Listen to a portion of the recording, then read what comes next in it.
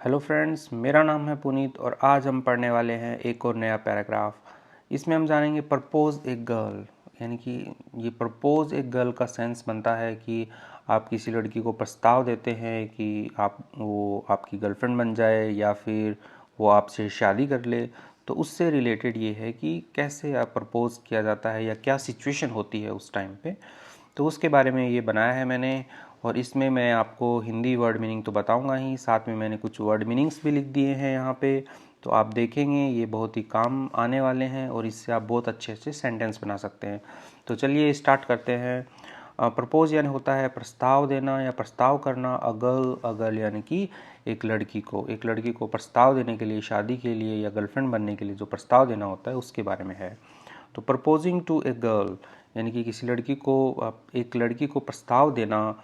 Can be यानी कि हो सकता है।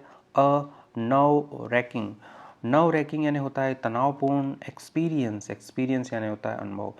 यानी कि किसी लड़की को प्रपोज करना हुआ तो वो एक तनावपूर्ण अनुभव हो सकता है, क्योंकि उस टाइम पे हाव भाव सब ऐसे ही रहते हैं। आगे बढ़ते हैं। बट लेकिन इट्स इम्पोर्टेंट। इट्स यानी कि इट इज़ यानी यह है। इम्पोर्टेंट यानी कि महत्वपूर्ण है। टू क्या करना, अप्रोच यानी होता है जनरली तो किसी के पास जाना होता है, निकट पहुंचना होता है, लेकिन यहाँ पे ये प्रस्ताव देने के संदर्भ में आएगा कि यह महत्वपूर्ण है। टू अप्रोच यानी कि प्रस्ताव देना। इट यानी कि इसको। विथ किसके साथ, सिंसेरिटी यानी होता है ईमानदारी या जो भी आपकी सत्यता है, सत्यनिष्ठा है उसके साथ में। एंड और ऑथेंटिसिटी यानी कि प्रमाणिकता, जो भी मूल्यता है उसके साथ में आपको प्रस्ताव देना चाहिए कि भाई आप सही में उससे प्रेम करते हो नहीं करते हो, वैसा। मेक श्योर यानी कि हमेशा सुनिश्चित करना होता है। मेक श्योर सुनिश्चित करें। यू हैव यानी आपके पास है। जेन्युइन यानी कि वास्तविक। कनेक्शन यानी कि संबंध या रिश्ता, एक संबंध है, रिश्ता है। विथ हर यानी कि उसके साथ में। जो लड़की है जिसको आप प्रपोज करने जा रहे हो तो पहले ये सुनिश्चित करें कि आप सही में आपका और उसका कुछ कनेक्शन है या नहीं है। एंड और फाइंड यानी कि खोजें। ए स्पेशल यानी कि एक विशेष। एंड और मीनिंगफुल यानी कि मायने वाला यानी मायनेदार, कुछ ऐसा मीनिंगफुल खोजें, मायनेदार खोजें। वे रास्ता, ऐसा कोई एक विशेष और मायने वाला कुछ रास्ता खोजें। टू एक्सप्रेस यानी होता है व्यक्त करना, व्यक्त करने के लिए। योर फीलिंग्स यानी कि आपकी जो भी भावनाएं हैं उसको आप जब व्यक्त करेंगे लड़की के सामने तो कुछ ऐसा स्पेशल और मीनिंगफुल रास्ता खोजें व्यक्त करने के लिए। रिमेंबर याद रखें। रिमेंबर दैट की रिजेक्शन यानी होता है यदि उसने ना कर दी, ठीक है, यानी कि उसकी नामंजूरी हुई या आप उसने अस्वीकार कर दिया आपको, तो रिमेंबर दैट याद रखें। Rejection is a possibility. Rejection है अ पॉसिबिलिटी यानी होता है संभावना, कि यानी कि नामंजूरी या अस्वीकार जो होता है वो हो सकते हो आप, एक संभावना है ये। बट लेकिन इट इज़ बेटर यानी कि यह अच्छा है।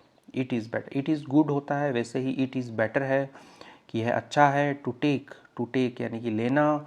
द चांस यानी कि मौका, यह अच्छा है चांस लेना। किससे अच्छा है, देन यानी होता है तुलना करने के लिए, किससे अच्छा है। टू ऑलवेज वंडर कि हमेशा, ऑलवेज यानी कि हमेशा। वंडर यानी होता है हैरानी में, आश्चर्य में रहना। व्हाट इफ का मतलब होता है कि आगे क्या होगा, मतलब क्या हो जाएगा, क्या हो अगर। तो हम ऐसे सोचते रहते हैं कि क्या हो अगर यदि मैं उसको प्रपोज कर दूंगा, तो इससे अच्छा है कि आप जाके उसे प्रपोज कर दें। तो ये लिखा है इट इज़ बेटर यानी कि ये अच्छा होता है। टू टेक चांस यानी कि मौका लेना प्रपोज करने का। देन किससे, टू ऑलवेज वंडर, टू हमेशा इस हैरानी में रहना। व्हाट इफ़ क्या होता अगर यदि मैं उसको प्रपोज कर देता। तो इस सब से अच्छा आप जाके प्रपोज कर दो। तो ऐसा लिखा गया है इसमें। इसके साथ में वर्ड मीनिंग्स काफ़ी अच्छे वर्ड मीनिंग है, जैसे सिंसेरिटी यानी कि होता है ईमानदारी। ऑथेंटिसिटी यानी होता है मूल्यता या आपकी जो वास्तविकता है वो। जेन्युइन यानी होता है रियलिटी, वास्तविकता, वास्तविक। कनेक्शन यानी कि रिश्ता। स्पेशल यानी कि विशेष, मीनिंगफुल, मायनेदार। एक्सप्रेस, एक्सप्रेस यानी होता है व्यक्त करना, जैसे किसी को हम अपनी फीलिंग व्यक्त करते हैं कि एक्सप्रेस फीलिंग्स, ठीक है, यहाँ पे भी आया था एक्सप्रेस योर फीलिंग्स। फीलिंग्स यानी कि भावनाएं। रिजेक्शन यानी कि नामंजूरी या अस्वीकार करना। पॉसिबिलिटी यानी कि संभावना। चांस यानी मौका। वंडर यानी कि हैरानी या आश्चर्य में रहना। ठीक है, इसी के साथ में ये वीडियो कंप्लीट होता है। आपको वीडियो कैसा लगा, वर्ड मीनिंग कैसे लगे, आप मेरे को कमेंट सेक्शन में ज़रूर बताइए। यदि आप इस चैनल पे नए हैं तो इसको सब्सक्राइब कीजिए और मुझे सपोर्ट कीजिए। Thank you.